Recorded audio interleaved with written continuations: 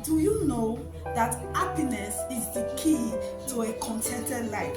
That is why someone who has been blessed with a dream life, someone who has everything that they can ever wish for, is not still at ease.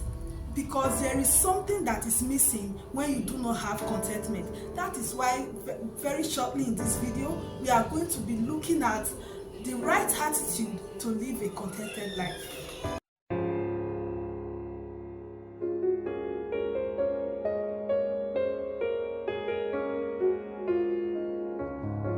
Hello everyone, welcome back to this channel. I hope you are well. My name is Sonia Osazua, and in this channel we talk about faith and we talk about personal development. So I'd like you to stick around as we'll be going into all that very shortly. What is contentment? Contentment is accepting the reality of the present and thanking God for where you are going. Contentment means to be happy with what you have, who you are, and where you are going. Try to be happy with where you are on your way to where you are going. Remember, godliness with contentment is great gain. Contentment doesn't mean we don't want anything, but it is being satisfied. When we ask God for something, it is being satisfied with what He gives us.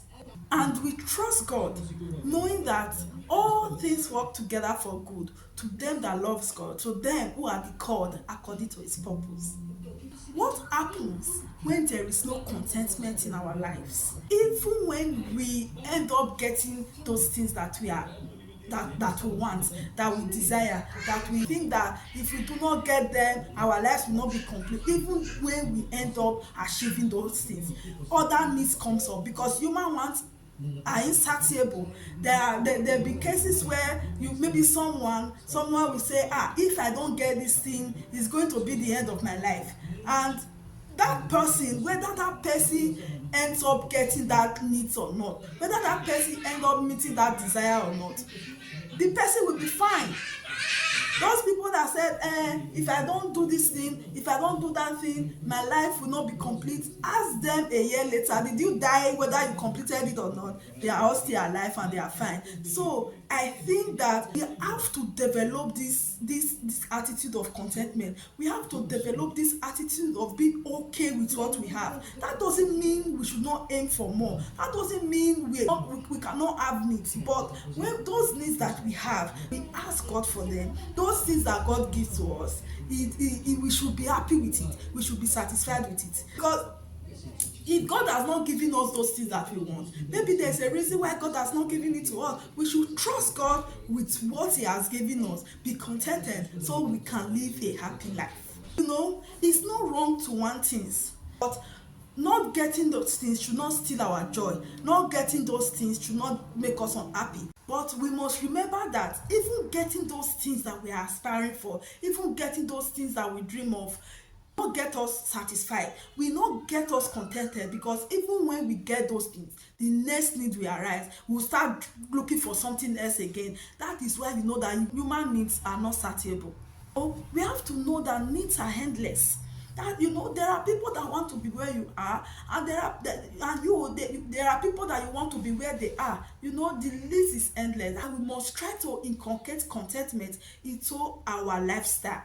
This is why we must sit back and relax and look around us. Look at the faithfulness of God around us. Look at where God has taken us from. Look at where we are today. We must reflect on this goodness of God and take our eyes from those things that we do not have control over, and take our eyes from those things that we cannot do for ourselves. Rather, we should dwell on those things that God has done for us. Because if we dwell on our problems, if we dwell on our needs, if we dwell on issues, if we dwell on circumstances, we are only making it bigger. We are glorifying the devil. We are making that thing bigger than it really is. So we should take our eyes off it. And when we make it big, it's not going to solve it. It will even make our life more difficult. So we should look at the goodness of God. Have God be faithful to you? Have God ever stepped into your life?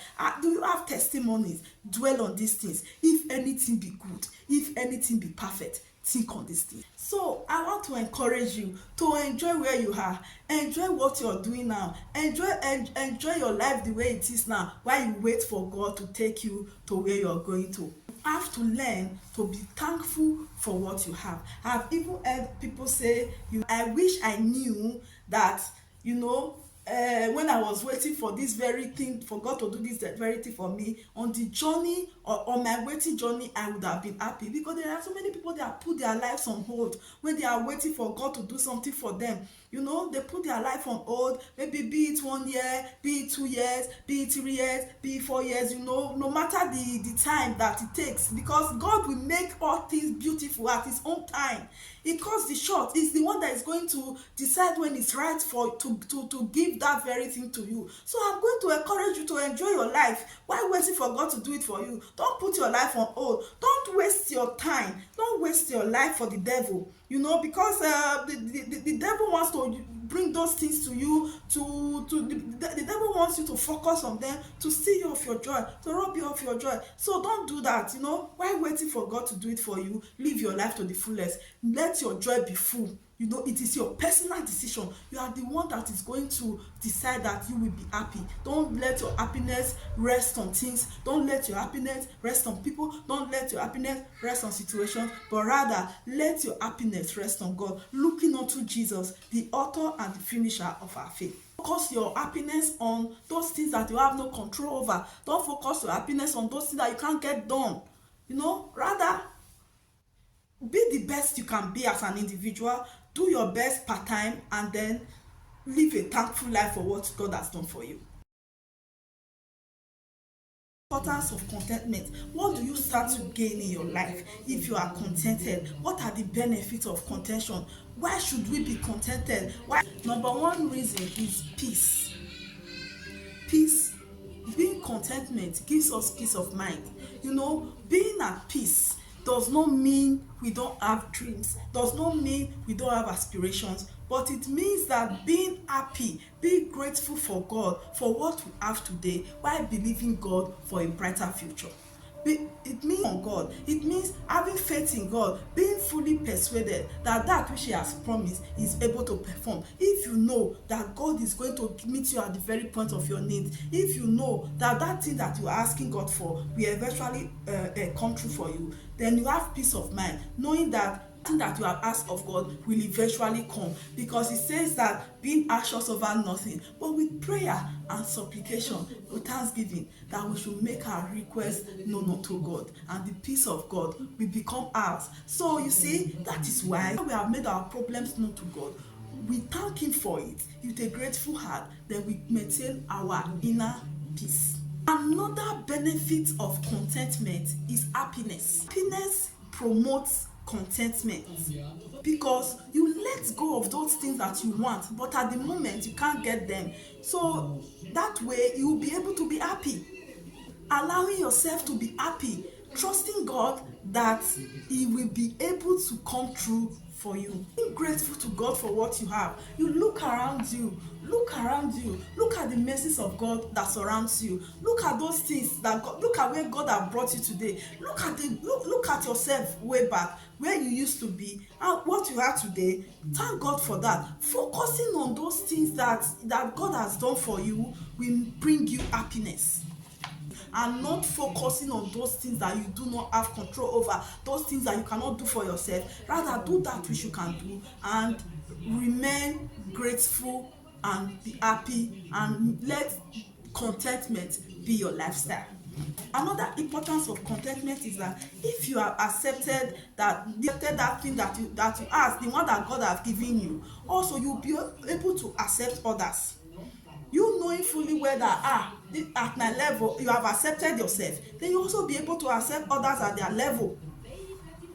Contentment makes you to realize that joy doesn't come from material things. It comes from deep within. It comes from deep within us.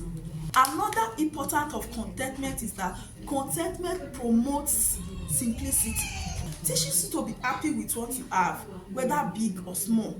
Whether you have abundance, whether you have little, no matter what you have, you are happy, you are contented, you are contented.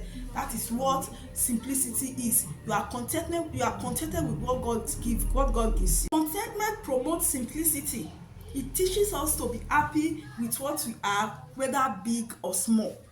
Instead of focusing on those things that we cannot do for ourselves, instead of focusing on those things that we have no control over, and thereby making it bigger, and thereby making things more difficult for ourselves, rather we should focus on being the best of ourselves. We should focus on building a strong relationship with God.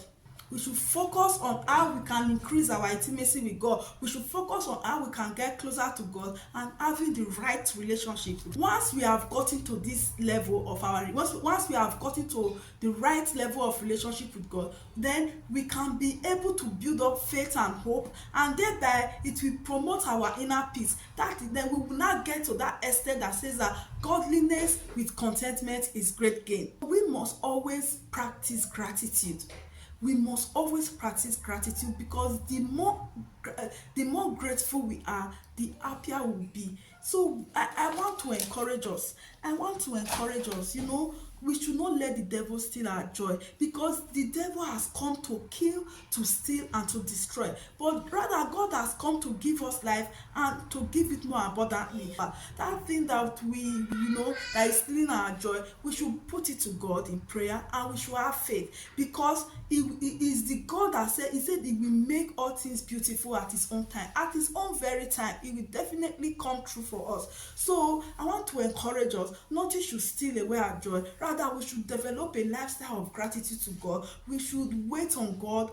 And while we are waiting on God, we should not put our life on hold. We should continue to live our lives to the glory of God, and eventually those things that we want will come to light. And we must know, even after God has done that very one for us, and other things will come up again. So we must make contentment a lifestyle. At the end, we'll be able to build a good relationship with God. Not that we'll be blaming God. You have not done this for us. For me, I've been hoping on this, or I'll be waiting for you for this, blaming God. No, we should be contented whether he does it or not.